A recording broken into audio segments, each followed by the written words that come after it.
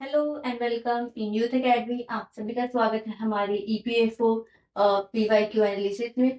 तो जो आज हमारी क्लास है वो the end game of the elimination strategy. इस क्लास का नाम है द स्टार्ट माइनिंग सीरीज का। तो बेसिकली द एंड गेम में हमारे क्या होगा, हमने जितने भी प्रीवियस क्लासेस में जितने भी हमने रूल्स पढ़े हैं कि हम कैसे एलिमिनेशन स्ट्रैटेजी तक पहुंच सकते हैं अपने वेयर मिनिमम नॉलेज के साथ, with some instinct and some the you can say the mastering the option elimination aptitude और एमसीक्यूज इंटेलिजेंस को कैसे हमने मास्टर किया। जैसे मेरा हमने आप देख सकते थे, तो क्वेश्चन सॉल्विंग एप्टीट्यूड को बेसिकली हम डेवलप कर रहे थे, मास्टर कर रहे थे विद दिस एलिमिनेशन ट्रिक्स और यू कैन से द स्किल्स। ओके, तो इसमें ही हम सारे क्वेश्चन अप्लाई करेंगे। इसमें आपको इंडस्ट्रियल रिलेशन के क्वेश्चन ज्यादा देखने को मिलेंगे, लेबर लॉ, सोशल सिक्योरिटी से रहेंगे और साइंस एंड टेक भी रहेगा और साथ में हिस्ट्री बेस्ड रहेगा, जो कि बहुत ही एनालिटिकल हो जाता है और यू कैन से फैक्चुअल हो जाता है हिस्ट्री। उसमें भी हम देखेंगे कि कैसे हम अपना 50-50 एलिमिनेशन यूज कर सकते हैं। Okay, let's get started for our first question. तो हमारा पहला क्वेश्चन है the global multi dimensional poverty index, ठीक है, develop by united nation development programme is measurement of. तो इसमें बोल रहे हैं मल्टी डायमेंशनल पॉवर्टी इंडेक्स है वो किस विच ऑफ द फॉलोइंग में मेजरमेंट होती है। तो पॉवर्टी से आप समझ सकते हैं कि कौन कौन से मेजरमेंट्स आ सकते हैं मल्टी डायमेंशनल पॉवर्टी में। पॉवर्टी में न्यूट्रिशन लेवल भी एक पार्ट ऑफ द, अगर आप इसमें को नहीं पता कौन कौन से हैं, इसमें देखिए अगर हम ऑप्शन में जाएं, कम से कम दो सही है, ज्यादा से चार, चारों चारों सही है। और इसमें आप देखेंगे nutrition, cooking fuel, assets and school attendance is a multi dimensional. आपको पॉवर्टी इंडेक्स का कुछ कुछ लिंकेज बता रहे हैं कि कैसे न्यूट्रिशन कम होगा तो कैसे पॉवर्टी में पॉवर्टी इंक्रीज होगी। कुकिंग फ्यूल कम रहेगा तो उसमें न्यूट्रिशन नहीं मिलेगा, बेसिकली इसी से ये लिंक है। एसिड रहेगा, एसिड नहीं रहेगा तो कैसे आपको एक पॉवर्टी में आप और भी डिप्रिवेट होते चले जाएंगे। स्कूल अटेंडेंस से क्या रहेगी, आपकी पॉवर्टी कैसे लिंक्ड है। एजुकेशन ना होने के बाद इलिटरेसी रहेगी, एम्प्लॉयमेंट लेवल कम होगा। तो आप ऐसे लिंक कर सकते हो और हमें पता है कि कम से कम दो ऑप्शन सही हैं एंड ज्यादा से ज्यादा चार ऑप्शन सही हैं। और ऐसे में अगर इसमें से देखिए सारे ऑप्शन तो एक दूसरे से लिंक्ड है, ऐसा तो कुछ है नहीं आउट ऑफ द ब्लू कुछ नया ऑप्शन लाके यहाँ पर रख दिया गया है। और मल्टी डायमेंशनल पॉवर्टी के ये सारे एस्पेक्ट हमें पॉवर्टी को बता रहे हैं कि कैसे ये एस्पेक्ट कम होंगे तो पॉवर्टी कैसे इंक्रीज होगी। ठीक है, तो इसमें हमारा जो ऑप्शन रहेगा ब्रॉडर सेंस में दे के चलना है हमें। ठीक है, ये हमारा ए रहेगा, 1, 2, 3 एंड 4। न्यूट्रिशन लेवल सबको ही पता है। अगर आपको ये भी नहीं पता था कि ये चारों होंगे तो आपको इतना पता है poverty is related to the nutrition level. Cooking fuel नहीं रहेगा, तभी तो हमारे प्रधानमंत्री ने एलपीजी स्कीम्स को लॉन्च किया था, लाइक सब्सिडी प्रोवाइड की थी एलपीजी स्कीम, क्योंकि कुकिंग फ्यूल प्रोवाइड करना था उन्हें। ठीक है, तो ये कैसे हमारे पॉवर्टी से भी लिंक है, कुकिंग फ्यूल। आपको 1 और 2 तो साथ में लग ही रहा है। 1 और 2 कहाँ साथ में है, इन दोनों ऑप्शन में है 1 और 2 साथ में। एसेट्स भी है और स्कूल अटेंडेंस। आपको लगेगा स्कूल अटेंडेंस कैसे लिंक्ड होगा पॉवर्टी से, तो आप इसको गलत मान के ये बी लगा देंगे। बट स्कूल अटेंडेंस पॉवर्टी से लिंक ऐसे है कि आपको अगर एजुकेशन नहीं मिलेगा, जो कि आपका एक ह्यूमन राइट है, नेचुरल ह्यूमन राइट है टू गेट द एजुकेशन, और it is link to the poverty. क्योंकि आप जैसे सस्टेनेबल डेवलपमेंट गोल्स पढ़ते हो उसमें education is a part of the your 70s SDGs का पार्ट है, पॉवर्टी भी आपके 17 एसडीजीज का पार्ट है। तो इसी से पता चल रहा है अगर हम इसको इससे लिंक करें मल्टी डायमेंशनल पॉवर्टी इंडेक्स से, और जो एसडीजीज भी है वो भी यूनाइटेड नेशन के कन्वेंशन पे ही बेस्ड है, तो ये इसलिए इससे लिंक्ड हो जाएगा। और ए 1, 2 and 3, 4 is the correct answer. Okay, let's move next question. Listen, who among the following was a companion of the freedom fighter Rani Chennamma of Kittur? Like, ये हिस्ट्री का क्वेश्चन है, इसमें पूछ रहे कंपेनियन कौन था रानी चेन्नम्मा ऑफ कित्तूर। तो चलो मानते हैं हमें रानी चेन्नम्मा, इस पर्सनालिटी के बारे में हमें नहीं पता, इंडियन फ्रीडम फाइटर की फ्रीडम फाइटर नहीं है ये, नहीं पता। कित्तूर का तो लोकेशन पता होगा आपको, कित्तूर का लोकेशन पता है इंडियन में कहाँ पर कित्तूर का लोकेशन, डेक्कन में साइड कहीं कर्नाटका साइड कित्तूर का लोकेशन है। और ये पूछे companion of Rani Chinnamma and continued the fight against British after the Rani captures by the British in 1824। Mean जब रानी कैप्चर्ड हो गई तो उनके कंपेनियन कौन थे, और रानी चिन्नम्मा, जैसे आप नाम से ही जान जाएंगे, जैसे ये जो इनके सरनेम है, ये साउंड लाइक अ सदर्न इंडिया, सदर्न इंडियन लोगों के सरनेम से मैच कर रहा है, तो इसी से पता चल जाएगा। और अगर कित्तूर की आपको, या आप दो जगह से आपको देख सकते हैं कि इसकी लोकेशन कहाँ है, क्योंकि आपको लोकेशन होना बहुत जरूरी है, लोकेशन से ही आपको कंपेनियन के बारे में पता चलेगा। जैसे कि चिन्नम्मा, चिन्नम्मा जो वर्ड है ज्यादातर आपको सदर्न इंडिया में देखने को मिलता है ये ऐसा वर्ड। और जो अगर आपको ये भी नहीं पता तो आपको कित्तूर तो पता, कित्तूर पता होगा कि कर्नाटका के रीजन को कित्तूर कहा जाता है, कर्नाटका के रीजन में कित्तूर था। इन दोनों में से आपको कोई एक पता होना चाहिए जिससे आप क्वेश्चन तक पहुंच सकते हैं, ठीक है। ऑप्शन देख लेते हैं। रेना, टीपू गारो, जगबंधु एंड द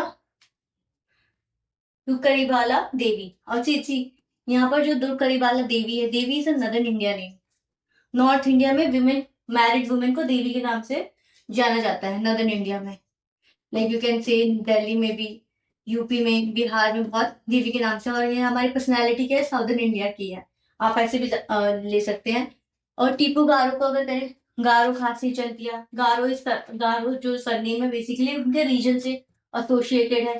जो मेघालय का रीजन में जो ट्राइब्स होते हैं, गारो जिनसे ट्राइब्स, तो उससे रिलेटेड लग रहे हैं। और हम 50-50 में आ गए, जगबंधु होंगे या रैना होंगे। अब आप बताइए जगबंधु और रैना में से आपको कौन सा सदर्न इंडियन नेम ज्यादा लग रहा है, जगबंधु या रैना, ठीक है। जिसके जगबंधु आपको ज्यादातर नॉर्थ इंडिया का ही नेम लगेगा, क्योंकि फ्रीडम फाइटर में से बहुत सारे थे, जैसे कि पैका बोलते, पैका रिबेलियन से एसोसिएटेड लोग थे, उलुगवा से, उलुगुआन से एसोसिएटेड लोग थे। तो ऐसे आपको पता होना चाहिए। जैसे रैना एंड जगबंधु में से मोर जो आपको सदर्न इंडियन नेम लगेगा वो रैना लगेगा, और Jagbandhu is a kind of a north Indian pronunciation of the name, okay. तो इसी से आप ऐसे एसोसिएट कर सकते हैं। पहले आपको रानी चिन्नम्मा के बारे में, अगर आपको नहीं पता, कित्तूर की लोकेशन पता है, या तो आपको पता है Chinnamma name is more prominent in southern India, वहां से आपने एलिमिनेट किया, and Raina is the correct answer of this question, okay. जैसे लोकेशन बेस्ड से भी आप क्वेश्चन को एलिमिनेट कर सकते हैं। Next question, What are the prerequisites for declaring any area as a scheduled area? देखिए डायरेक्ट लक्ष्मीकांत आपने पढ़ी होगी, डायरेक्ट लक्ष्मीकांत से पूछी गई क्वेश्चन है शेड्यूल एरिया के बारे में, under the 5th schedule of the Indian constitution, ठीक है। और इसमें देख लेते हैं पहले ऑप्शन में क्या है, कम से कम 2 सही है, ज्यादा से ज्यादा हमारे चारों सही है, ठीक है। जैसे चारों सही होना बहुत मुश्किल हो जाता है अनलेस ये साइंस एंड टेक का हो या एनवायरमेंट बेस्ड क्वेश्चन हो, जो कि ब्रॉडर पर्सपेक्टिव पे रहता है। लेकिन ये हमारी इकोनॉमी में आपको कहीं ना कहीं ट्रैप जरूर मिलेगा, तो आपको एक एक क्वेश्चन, एक एक स्टेटमेंट को बहुत ध्यान से पढ़ना है। प्रिपोर्टेंस ऑफ द ट्राइबल पॉपुलेशन, जैसे हमें नहीं पता ये क्या बोल रहे हैं, एक compactness and reasonable size of the area, ठीक है। Economic backwardness of the area, ठीक है। ये तो आपको कहीं ना कहीं लिंक कर रहा है, शेड्यूल्ड एरिया जो बता रहे हैं वहां पर economic backwardness of the area भी तो जानते हैं कि वहां पर कितने इकोनॉमिक बैकवर्डनेस है। This is a part of the, it is a part of this, right, कि इकोनॉमिक बैकवर्डनेस पता होना चाहिए कि उस एरिया का, उस एरिया में कितना है, उसी से शेड्यूल एरिया डिक्लेयर करते हैं। तो हमें पता है 3 इज करेक्ट, 3 इज करेक्ट है ऑल ऑफ दिस, तो इसको हमने एलिमिनेट कर दिया, ओके। हमारे पास 3 ऑप्शंस बचे हैं। The notification must be issued by the governor of the concern state, ठीक है। अब देखिए यहाँ पर आप गवर्नर को किससे किससे रिप्लेस कर सकते हैं। यहाँ पर हमें रिवर्स इंजीनियरिंग का कॉन्सेप्ट लगाना पड़ेगा, जो हमने प्रीवियस क्लासेस में पढ़ा था, कि गवर्नर को आप किससे इंटरचेंज कर सकते हैं। गवर्नर स्टेट का अपना होता है, और सेंटर में कौन होता है, प्रेसिडेंट। और आपने शेड्यूल एरिया में पढ़ा होगा, जो जितने भी एरियाज होते हैं जो कि प्रेसिडेंट ही डिक्लेयर करते हैं कि it is a scheduled area और नॉट, गवर्नर का इसमें ज्यादा रोल नहीं रहता। President is the last authority to declare और issued a concern state of particular concern state का एरिया शेड्यूल एरिया और नॉट, ठीक है। तो यहाँ से ये चेंज होने की बहुत प्रोबेबिलिटी है। अगर आपको नहीं भी पता तब भी आपको इसको शक की नजरों से देखना है कि ये इसमें रिप्लेस कर सकते हैं अथॉरिटीज को, ठीक है। तो 4 को हमने एलिमिनेट किया हमारा, तो मतलब इसमें क्या है, ये जो हमारा preference of the tribal population है ये तो ऑटोमेटिकली हमारा करेक्ट हो गया, क्योंकि दोनों में 1 आ रहा है। अब देखते हैं, या तो हमारा बी सही है या तो ए सही है। अब इतना हमें पता चला 1 and 3 इज करेक्ट। अब all our focus is on statement 2, compactness and reasonable size of the area, reasonable size of the population, area की बात करें यहाँ पर preference of the tribal population. आपको नहीं लग रहा है कहीं ना कहीं एक दूसरे से लिंक्ड है कि एरिया की साइज की बात हो रही है, reasonable size of the area, उसके पॉपुलेशन एंड कंपैक्टनेस की बात हो रही है, ठीक है। ये मोर प्रोबेबली इसी से लिंक लग रहा है, इसी से लिंक लग रहा है। अगर आपको ये लिंक नहीं भी लग रहा है, माने कि ये लिंक नहीं है, तो 1 एंड 3 तो करेक्ट है। अब 2 पे है कि आप देखिए शेड्यूल्ड एरिया को, शेड्यूल्ड एरिया घोषित करने के लिए आपको कौन कौन से फैक्टर्स लगते हैं। आप विदाउट नॉलेज एक आइडिया लगाइए। पहले तो उसकी पॉपुलेशन देखेंगे कि शेड्यूल एरिया के, शेड्यूल एरिया में कौन कौन सी पॉपुलेशन रह रही है, ठीक है, वो हमारे यहाँ पर आ गया। बैकवर्डनेस ऑफ द एरिया देखेंगे, एरिया की साइज को भी तो देखेंगे कि वहां पर कितनी डेंसिटी है, पॉपुलेशन डेंसिटी किस हिसाब से, कौन कौन से इकोनॉमिक रिसोर्सेज अवेलेबल है और नॉट। और ये भी है कि उस प्रेसिडेंट वहाँ के कंसर्न एरिया को शूट करते हैं एज शेड्यूल एरिया, बट यहाँ पर गवर्नर है तो इसलिए इसको एलिमिनेट किया। तो मोस्ट प्रोबेबली आपको 1, 2 and 3 answer is correct, because ये दोनों दूसरे से लिंक है। ट्राइबल एरिया की population and the compactness of the reasonable size of the area is link to this, vice versa, ये एक दूसरे से लिंक्ड है, इसलिए ये इसके साथ ही जाएंगे, मैच ऑफ द मैच करेंगे तो 1, 2 एंड 3 मतलब option B is correct answer. Next move to this question, तो है with reference to the 3 types of carbon emissions from the companies consider the following pairs। अब है स्कोप 1 एमिशंस के, scope 1 emission, scope 2 emission and scope 3 emissions की बात हो रही है। स्कोप 1 में क्या है, मैच ऑफ द फॉलोइंग है, which of the following is correctly match, correctly match कौन कौन से पेयर्स है। Emission as a result of employees commuting, business travels and waste produce. Emission as a result of purchase of electric, steam, heating and cooling for own use, ठीक है। emission from the fuel consumed by the company's vehicle owned and leased। तो अब इसमें देखिए जो ये degree of emission है, मतलब जिससे एमिशन ज्यादा निकलेगा, कार्बन डाइऑक्साइड एमिशन ज्यादा निकलेगा, वही स्कोप 1 में रहेगा। मीन स्कोप 1 एमिशन मतलब जो हाईएस्ट एमिशन दे रहा है। अगर आप डिग्री ऑफ एमिशन की बात करें, हम नंबर 1 पे किसको रखते हैं, जो सबसे हाईएस्ट डिग्री ऑफ एमिशन देगा। मतलब आप नेचुरली देखें, जो हाईएस्ट रिलीज करता है कोई केमिकल गैसेस, उसी को हम स्कोप 1 में रखते हैं। मतलब बहुत ही एक्सट्रीमली डेंजरस केमिकल होता है, तो इससे कम मॉडरेट डेंजरस होता है, फिर उससे ज्यादा लीस्ट डेंजरस केमिकल्स होते हैं। ऐसे हम रखते हैं ना कि डिग्री ऑफ लेवल हमारे विद नंबर डिक्रीज होता चला जाता है। तो स्कोप 1 में वो रहेंगे जो कि हाईएस्ट डिग्री ऑफ एमिशंस दे रहे हैं। तो emission as a result of employees commuting, business travels and waste produce, ठीक है। अब आप इसको कंपेयर करिए इससे, emission from the fuel consume by the companies vehicle owned and lease, company का व्हीकल ओन्ड एंड लीज, और यहाँ पर एम्प्लॉयज का ट्रैवलिंग, बिजनेस ट्रैवल, जो कि वो खुद नहीं करता, मतलब वहां पर बिजनेस ट्रैवल के लिए तो बेसिकली वो अपना कुछ पर्टिकुलर प्राइवेट जेट तो लेके जा नहीं रहा है कि वो ज्यादा एमिशन कर देगा, राइट। वो बेसिकली एक पब्लिक व्हीकल में जा रहे होंगे, पब्लिक व्हीकल में एरोप्लेन्स की बात करें, ऑटोमोबाइल्स की बात करें, तो बेसिकली वो कम्युनिटी बेस्ड बोल सकते हैं कि वहां पर और भी ज्यादा लोग जा रहे होंगे, वो अपने पर्सनल बिजनेस ट्रैवल नहीं कर रहा होगा, अपना पर्सनल प्राइवेट जेट लेके नहीं जा रहा होगा, तो वो कम एमिशन करेगा as compare to the fuels consume by the companies vehicle. Means आपको क्या लग रहा है इन दोनों में से ज्यादा डिग्री ऑफ एमिशन कौन निकालेगा। तो मेरे हिसाब से तो fuels consumed, let me clear, emissions from fuels consumed by companies vehicle owned and leased, and यहाँ पर एम्प्लॉयज जो कि बिजनेस ट्रैवल कर रहे हैं, तो इसमें से जो कंपनी का जो फ्यूल कंज्यूम कर रहा है व्हीकल, वो ज्यादा प्रोड्यूस करेगा, राइट।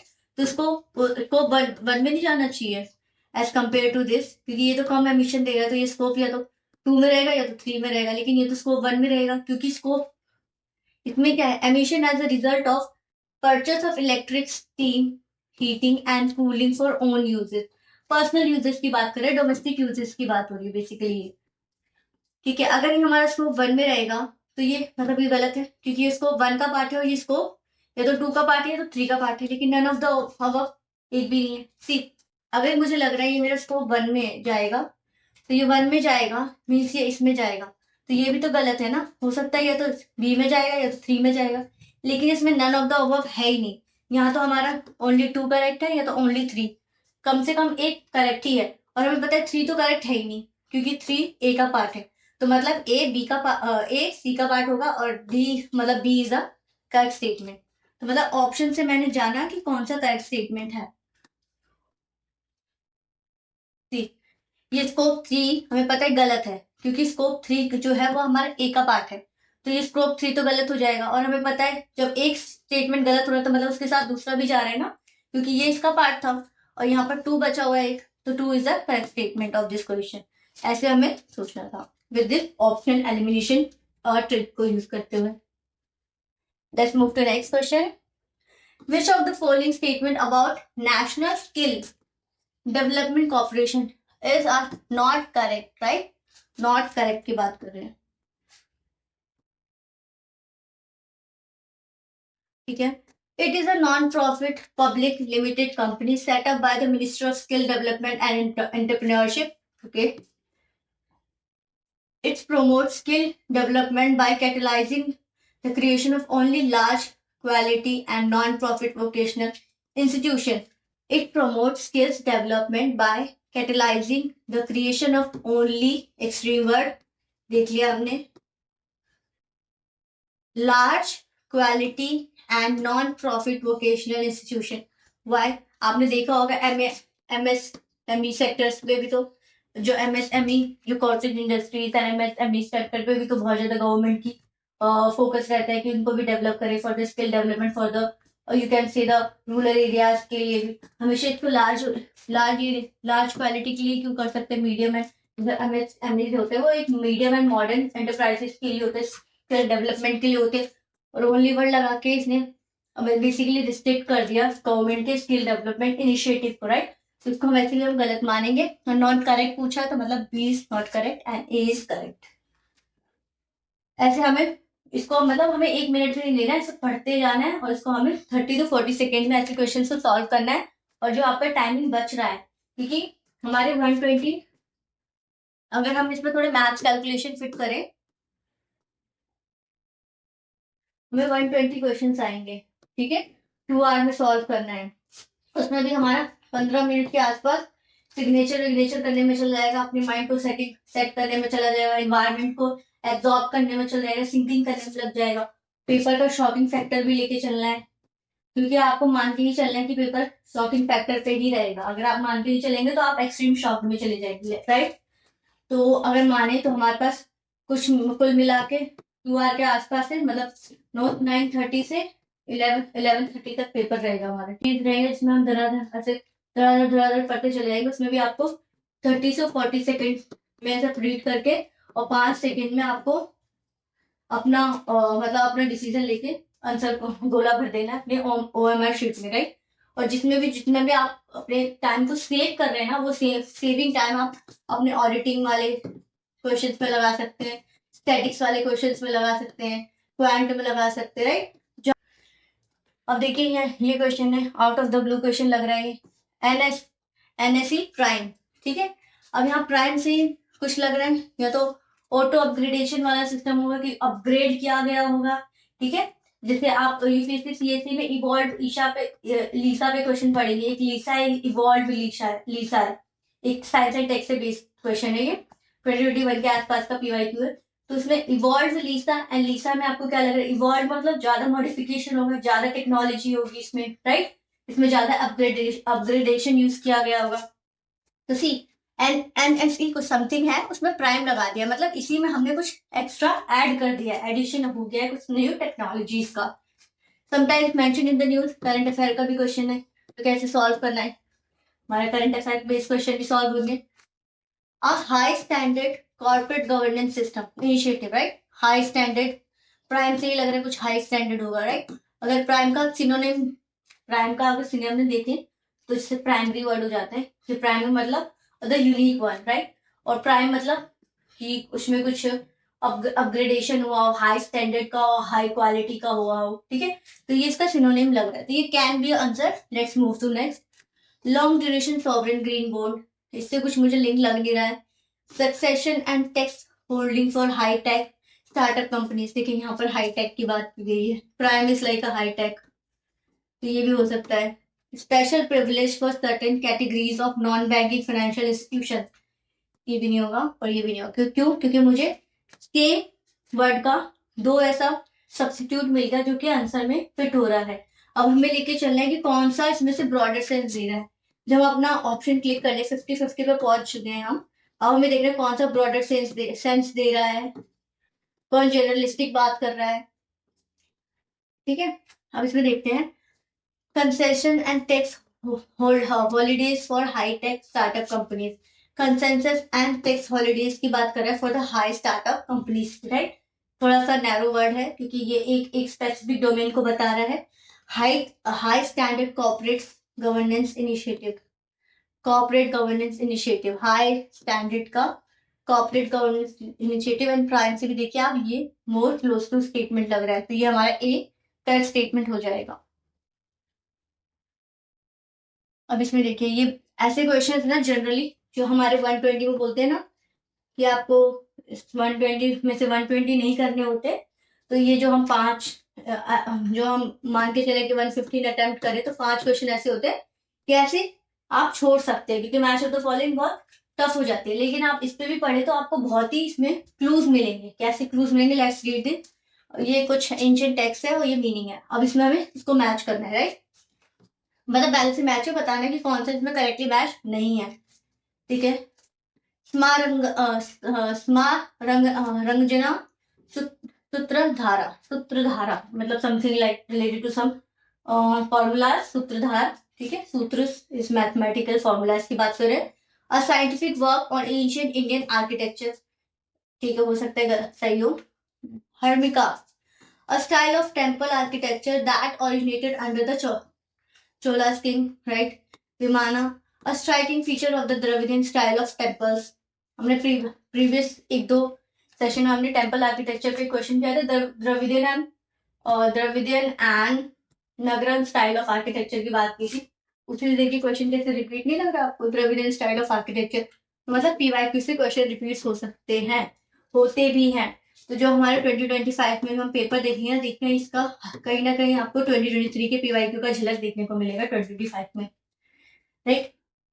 कुता ग्रहशाला, शाला is kind of a place. ठीक है, आप अगर लास्ट के वर्ड से भी आप मेथोडोलॉजी यूज करें, word break down method use करें, तो शाला is kind of a place. तो देखिए hut is kind of a place, मतलब ये करेक्टली मैच्ड है। अब मुझे नहीं पता है किस चीज का शाला है। शाला हमें पता है ना, गौशाला, जहाँ पर गाँव को मतलब काउस को रखते हैं। तो शाला is kind of a place और हट इज ऑल्सो अ प्लेस। ठीक है, हम इसको and roof is also a place. तो मतलब ये तो हमें पता है करेक्टली मैच्ड है। ये वाला option is correctly matched with this, it is correct, इसमें हमें कोई दिक्कत नहीं है, राइट। अब यहाँ पर सूत्रधारा, सूत्रधारा मैंने बोला कुछ समथिंग लाइक अ सूत्र, मतलब कुछ ऐसे उसमें कुछ फॉर्मूलाज होंगे यू कैन से, और सम ऐसे रूल्स होंगे टू मेक समथिंग, राइट। तो इसमें देखिए scientific work ancient Indian architecture पर बेस्ड है। किसी पे भी बेस्ड हो, लेकिन कुछ तो ऐसा वर्क है सूत्रधारा, मतलब काइंड ऑफ अ वर्क जिसमें रूल्स रेगुलेशंस होते हैं, जिसमें पता होता है कि ये दिस थ्योरी को यूज करके this kind of system use कर सकते हैं। तो इसी से रिलेटेड लग रहा है। अब बी और सी में से हार्मिका एंड विमाना। और आपने स्तूपा आर्किटेक्चर के बारे में पढ़ा होगा, जो कि अंडा होता है उनके और उनके चारों तरफ ऐसे तोरण देखने को मिलती हैं, राइट। और उनके ये क्षत्रिय हार्मिका का सिस्टम आपको देखने को मिलेगा और यहाँ पर मंडपा ऐसे होगा। मीन्स ऐसी कुछ स्तूपा का आर्किटेक्चर आपको देखने को मिलता है। तो ये होता है अंडा, ठीक है, स्तूपा। और इसमें harmika, harmika is a kind of a element in this architecture. एक हर्मिका इज रिलेटेड टू, यहाँ पर कुछ ऐसे सिस्टम होते हैं, ठीक है, ऐसे करके हर्मिकास बनते हैं ऐसी किसी सिस्टम में। तो उसमें पूछ रहा है a style of a temple architecture that is originated. ऐसा भी नहीं हुआ कि इन्फ्लुएंस हुआ है, डायरेक्ट बोल रहा है originated in the Cholas king. और आपको पता है जो आप बात करेंगे स्तूपा आर्किटेक्चर, उसमें आप पढ़ेंगे stupa is mostly related to the Buddhism. उसमें आप पढ़ेंगे 6th सेंचुरी बीसीई में आया था बुद्धिज्म। उससे भी पहले स्तूपा का आर्किटेक्चर प्रेवलेंट था। तो ये बोल रहा है ओरिजिनेटेड इन चोला। जब आपको पता है हार्मिका आपको स्तूपा के आर्किटेक्चर में देखने को मिल रहा है, तो वो चोला में कैसे ओरिजिनेट हो सकता है? चोला किंग हो सकते हैं, चोलास के किंग। इससे इन्फ्लुएंस होकर अपने टेम्पल में कुछ मॉडिफिकेशन कर रहे हो, बट यहाँ पर डायरेक्ट वर्ड बोल दिया है originated. It is not originated in the Chola king because Harmika is related to the Stupa architecture, right? और स्तूपा आर्किटेक्चर में अगर बात करें बुद्धिज्म, जो था वो हमारे 6th सेंचुरी बीसी में इमर्ज हुआ था बेसिकली, प्रिवलेंट आने लगा था सोसाइटी में। तो ये तो इससे इनकरेक्ट फिट हो रहा है। और विमाना, विमाना इस काइंड ऑफ अ विमान, आपको पता है वायु विमान की बात करते, समथिंग लाइक उड़ने वाला या आसमान तक पहुंचता है। और striking feature of the Dravidian architecture की बात कर रहा है। हो सकता है नगरम आर्किटेक्चर हो, बट मुझे यहाँ पर इसका ज्यादा क्लू मिल रहा है क्योंकि harmika is more associated with the stupa architecture and it is in the 6th century BC में देखने को मिलता है। तो यहाँ से ओरिजिनेट कैसे हो जाएगा चोलास में, जो कि कॉमन एरा की बात हो रही है, और वो बीसी की बात हो रही है, बिफोर कॉमन एरा की बात हो रही है। तो बहुत ज्यादा टाइम में, टाइम लाइन में भी बहुत ज्यादा गैप है यहाँ पर, इसलिए B is the correct statement. तो ऐसे क्वेश्चंस में आप मे भी एक एक मिनट ले सकते हैं क्योंकि इसमें पढ़ने में लगेगा, क्लूज ढूंढने में लगेंगे, थोड़ा नॉलेज को गैदर करने में लगेगा। तो आप ऐसे मतलब नॉलेजेबल गैसिंग यूज कर सकते हैं। Next question, under the provision of the industrial dispute act 1947, right of the legal representation before a labor court or a industrial tribunal or national industrial tribunal। देखिए यहाँ पर इतनी खिचड़ी पका दी है, डायरेक्ट बोल दिया ना लीगल कोर्ट। लीगल कोर्ट में हो सकता है ट्रिब्यूनल्स आए, इंडस्ट्रियल कोर्ट आए, और अपना ही कुछ अलग ही लेबर कोर्ट चल रहा हो, मतलब एक लीगल कोर्ट है। वहां पर बोल रहा है कि under the provision of the industrial dispute act, right to legal representation before a labour court. ठीक है, लीगल रिप्रेजेंटेशन की बात कर रहा है। अब इसमें बोल रहे हैं इज अ स्टैट्यूटरी राइट, मतलब एक लेबर को अगर उसमें कोई डिस्प्यूट अराइज हुआ है बिटवीन द टू पार्टीज, और अगर लेबर को लीगल रिप्रेजेंटेशन चाहिए फ्रॉम द स्टेट। अब आप इसको पॉलिटी के क्वेश्चन से लिंक करिए। पॉलिटी में आपको डीपीएसपी में मिलता है कि आपको लीगल रिप्रेजेंटेशन मिलेगा। ठीक है, state provide free legal aid, right. आप डीपीएस में फ्री लीगल एड की बात करते हैं, उसी से आपको इसको लिंक करना है डीपीएसपी से। यहाँ पर बोल रहे हैं लीगल रिप्रेजेंटेशन। ठीक है, अब इसमें पूछ रहा है ये एक स्टैट्यूटरी राइट है, नॉट एट ऑल परमिसेबल। ये स्टेटमेंट आप पढ़ के नहीं लग रहा क्या बकवास स्टेटमेंट है। मतलब इंडिया में आपको अकाउंटेबिलिटी का भी अधिकार नहीं है, मतलब आपको फ्री फ्री लीगल एड ना मिले वो तो अलग बात है, लेकिन आपको मतलब एक तरह से अपने राइट्स को भी गेन करने का अधिकार नहीं है। तो ये परमिसिबल कैसे नहीं होगा, तो वैसे भी आप इसको हटाइए पहले लुक में। Can be permitted by the forum if the other party does not object to give consent. Okay, next statement, may be permitted if such permission is granted by the High Court of the state of the territories। ठीक है, तो ये सचुरेटरी right है कि नहीं, क्योंकि ये एक आपको डीपीएस में भी इसका वो देखने को मिलता है। Can be permitted by a forum if the other party does not object और give consent. Does not object और गिव कंसेंट, यही तो कंसेंट की बात हो रही है। अगर एक पार्टी को लीगल रिप्रेजेंटेशन का जरूरत है, अगर उसको वो कंसेंट भी दे सकता है कि हाँ मुझे लीगल रिप्रेजेंटेशन की जरूरत है, तो आपको नहीं लग रहा है ये स्टेटमेंट बहुत रेलिवेंट है, क्योंकि आपको कंसेंट मिलेगा, अथॉरिटी को कंसेंट मिलेगा, तभी वो लीगल रिप्रेजेंटेशन उसको डिस्प्यूट को खत्म करने के लिए वो पार्टीज को दे सकते हैं। इसमें ऐसा कुछ नहीं है, अगर आप हाई कोर्ट से परमिशन लेने लग जाए हर लीगल रिप्रेजेंटेशन को यूज करते हो डिस्प्यूट रेज करने के लिए, जितना हाई कोर्ट के पास आपको लग रहा है टाइम है कि वो हर लीगल डिस्प्यूट में देता रहेगा, मतलब परमिशन ही देता रहेगा, उसके बाद और भी तो इतने काम है। तो मतलब मोर रेलिवेंट आपको क्या लग रहा है, गिव कंसेंट। ये मोर फैक्ट बहुत नहीं लग रहा कि गिव कंसेंट एक नेचुरल सीन लग रहा है, नेचुरल फिनोमिना लग रहा है, क्योंकि इसमें क्या है, आपको लीगल रिप्रेजेंटेशन की जरूरत है लीगल कोर्ट में अपने आप को, लेबर कोर्ट में अपने आप को रिप्रेजेंट करने की थ्रू द लॉयर। ओके, तो उसमें आपको लॉयर को कंसेंट देना होगा ना कि हाँ I want that you basically you perform my case और you solve my case related to the industrial dispute act के अंदर। ओके, तो ये आपको मोर एक्यूरेट लग रहा है एज कम्पेयर टू द कि परमिशेबल ही नहीं है, स्टैट्यूटरी राइट है, और मतलब हाई कोर्ट को परमिशन देनी पड़ेगी ईच एंड एवरी केसेस में जब भी लीगल रिप्रेजेंटेशन चाहिए होगा अंडर द फैक्टरल इंडस्ट्रियल डिस्प्यूट एक्ट। तो ऐसे मतलब गिव कंसेंट, क्योंकि डीपीएसपीस में भी लीगल रिप्रेजेंटेशन की बात की गई है, until unless you give the consent for such legal representation, वो भी कुछ कुछ लोगों को ही दी गई है, और नॉट ऑल द सिटीजन, क्योंकि कैन बी परमिटेड मीन्स ये सर्टेन कैटेगरीज ऑफ लेबर्स की बात करें, किस किस कैटेगरीज ऑफ लेबर को परमिटेड हो गए, राइट।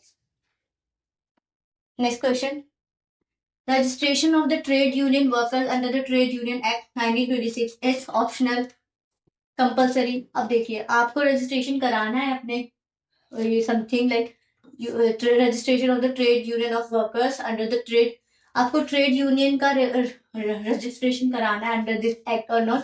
ये बेसिकली ऑप्शनल है, कंपल्सरी है, optional for the workers working in the non public entity services.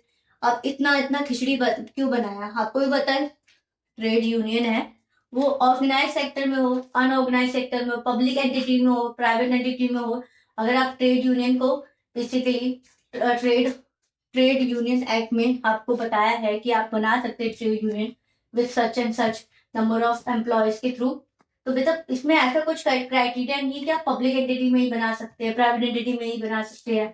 तो यहाँ पर तो ऐसे खिचड़ी पका दी ना, compulsory for the workers working in the public entity services. ये पूछा रजिस्ट्रेशन कराना है ट्रेड यूनियन का, वो ऑप्शनल है कंपल्सरी है, वो कैसे पता चलेगा। अब मेरा कोई ट्रेड यूनियन है, मतलब मैं एक ट्रेड यूनियन की लीडर हूँ, अब वो मेरे पे डिपेंड करता है ना कि मैं उस ट्रेड यूनियन को रजिस्ट्रेट कराना चाहती हूँ under this particular trade union act और नॉट। तो बेसिकली ऑप्शनल नहीं होना चाहिए कि मैं कराऊं या ना कराऊं, कंपल्सरी तो आप मतलब अधीन कर रहे हैं ना, आपको रजिस्ट्रेशन करानी ही पड़ेगी। मीन्स ये मेरी मेरी डिस्क्रिप्शन है कि मुझे रजिस्ट्रेशन कराना है। स्कीम लाइक मेरी कोई शॉप है, मुझे अपनी शॉप का रजिस्ट्रेशन कराना है, मुझे अपनी शॉप का जीएसटी लाइसेंस चाहिए कि नहीं चाहिए, समथिंग मुझे लाइसेंस चाहिए, ये मेरा ऑप्शनल है, ये कंपलसरी नहीं है कि आपको कराना ही पड़े। हो सकता है मेरी स्मॉल शॉप हो, मुझे नहीं कराना, मुझे हो सकता है मैं अपने नियर बाय लोगों को ही कुछ सामान बेचना चाह रही हूँ बस, राइट, मुझे कोई कोई रिटेल सर्विस नहीं देनी है, कोई होलसेल सर्विस नहीं देनी है। तो ये उसी के क्राइटेरिया में ये देखिए, ये दोनों बहुत ही सेम है, बट इसमें आपको कंफ्यूजन क्रिएट कर दिया, non public entity public entity, ऐसा कुछ नहीं है। ट्रेड जो यूनियन होते हैं वो हर जगह बनाए जा सकते हैं विद सम क्राइटेरिया कि इतने नंबर ऑफ एम्प्लॉयज होने चाहिए मिनिमम, और साथ ही साथ कंपलसरी ऐसे कुछ नहीं होता, ये ऑप्शनल है कि आपको रजिस्ट्रेशन कराना है या नहीं कराना है, राइट। तो is correct answer of this is this, okay. Next question, इसमें भी देखिए, which one of the following is a provided under the third schedule of the factories act of 1948, list of occupational hazards, list of occupational diseases, list of notified diseases and list of industrial involve in hazards process. अब आपको लगेगा ये दोनों तो similar लग रहे हैं, बस डिजीज एंड हैजार्डस में आंसर है। अब देखिए यहाँ पर भी हैजार्डस प्रोसेस लिखा गया है, डिजीज मतलब आप इस वाले को पढ़ेंगे तो ये मोर एक्यूरेट साउंड कर रहा है, list of industrial evolving hazardous processes.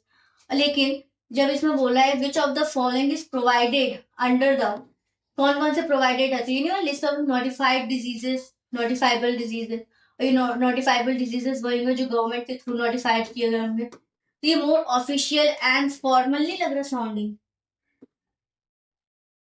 This statement is look notifiable, ये एक गवर्नमेंट के थ्रू नोटिफाई किया जाता है कि what are the diseases under this act is, और is declare as a diseases और हजार्डियस डिजीजेस। तो ये जो नोटिफाइड है ये एक फॉर्मल एंड ऑफिशियल कैटेगरी है अंडर दिस एक्ट, इसको आपको ये वर्ड देख के ही पता चल जाना चाहिए था। और notifiable diseases is consider under the official diseases under this third schedule of the factories act. तो हमारा आंसर हो जाएगा सी। Next question. The value of long-term investment in the shares is subject to wide fluctuation. मतलब हम जो investment करते हैं share market में वो बहुत फ्लक्चुएशन में होता है, प्रॉफिट भी होता है, लॉस भी होता है, right.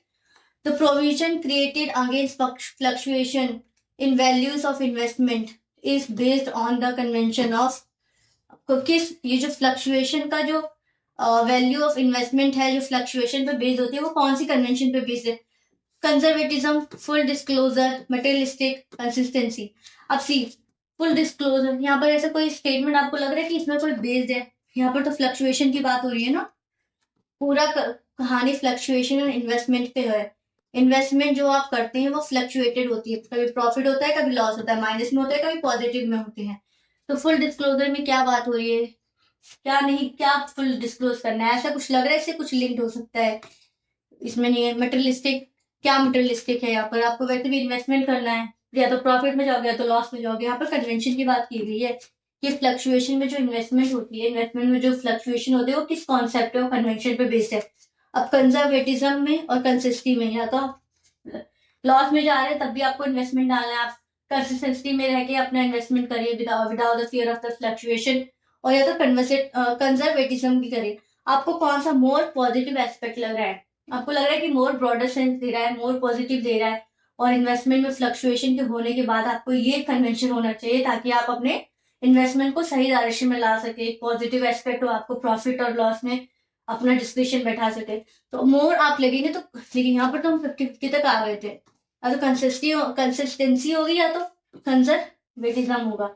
More positive word is conservatism, मतलब आपको अपने आप को कंजर्व करना है, आपको हानि और लाभ के अंदर का भाव देखते चलना है कि कब आपको इन्वेस्टमेंट करना है, कब फ्लक्चुएशन पे बेस्ड इन्वेस्टमेंट करना है, राइट। आपको मार्केट ट्रेंड को एनालिसिस करने के बाद इन्वेस्टमेंट करना है। तो कंजर्वेटिज्म का भी एक सेंस हो जाता है कि अपने आप को कंजर्व करके इन्वेस्टमेंट करना in the light of fluctuation की क्या गेन है, क्या हानि है, राइट। तो ये हमारा मोड लग रहा है on the basis of the conservatism convention of the investment, ऐसे हमारा बैठ रहा था, ठीक है। बेसिकली अभी आपको इसको पढ़ने के बाद आपको पता होना चाहिए कि कन्वेंशन कौन से कन्वेंशन मेरे कन्वेंशन भी नहीं पता है। जब मैं इसको अटेम्प्ट कर रही थी मैंने इसी आइडिया से अटेम्प्ट किया था कि इन्वेस्टमेंट जब मैं करूंगी तो मैं कौन सी कन्वेंशन पे बेस करूंगी ताकि मुझे ज्यादा से ज्यादा प्रॉफिट मेरा मीन इंडिविजुअलिटी में प्रॉफिट ओरिएंटेड अप्रोच होना चाहिए एंड पॉजिटिव अप्रोच होना चाहिए। तो उस हिसाब से मैंने कंजर्वेटिज्म को लगाया ताकि मैं इन्वेस्टमेंट करूं तो मेरा नेचर हो वो कंजर्वेटिव और प्रॉफिट ओरिएंटेड हो, राइट। इसलिए मैंने ये लगाया। Next statement,